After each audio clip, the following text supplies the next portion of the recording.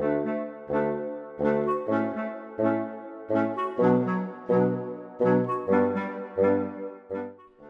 m'appelle Rachel Bourguignon, je suis éducatrice spécialisée à l'IME Claude Monet de Pont-à-Mousson depuis 25 ans et j'accompagne des enfants déficients intellectuels présentant des troubles du spectre autistique.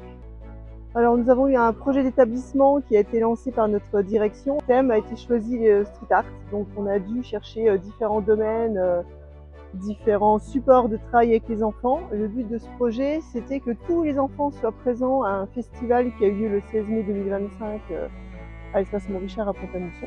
Donc certains enfants ont appris à danser le hip-hop et ont fait des spectacles de danse. Certains enfants ont composé des slams et ils ont récité sur scène. Certains enfants ont été filmés pendant tous les travaux que nous avons faits durant l'année au sein de l'établissement. Donc ils ont été présents sur scène à travers un film. Et nous avons interpellé donc l'usine Saint-Gobain qui est tout près de notre IME, sur Pont-à-Mousson aussi. On s'est retrouvés autour d'un super projet avec un tuyau à peindre, à dessiner, et on a interpellé donc Léo Faber, un artiste messin, pour nous aider et apporter son support pour bonder les tuyaux et nous faire une expérience magnifique.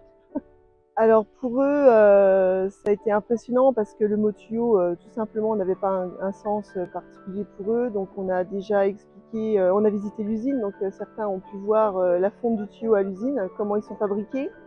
Ils ont découvert aussi, à travers ce projet, l'arrivée de l'eau dans leur maison, dans les écoles, partout. On a cherché des films sur internet, on a montré beaucoup de choses.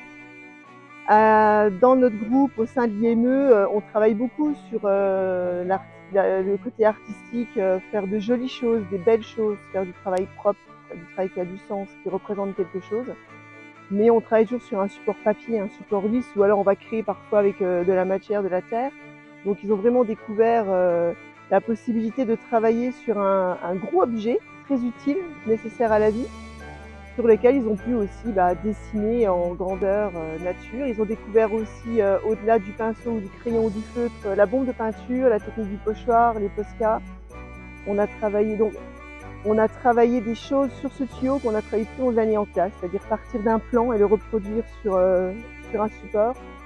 On a eu des belles surprises, on s'est rendu compte qu'il y avait des enfants qui tout au long de l'année ont des difficultés à travailler avec un crayon, une règle ou un simple crayon et qui ont eu des tracés très précis sur le support et c'est là qu'on voit tout le travail qui est fait toute l'année, toute leur progression, tous les progrès qui sont accomplis sur une année scolaire.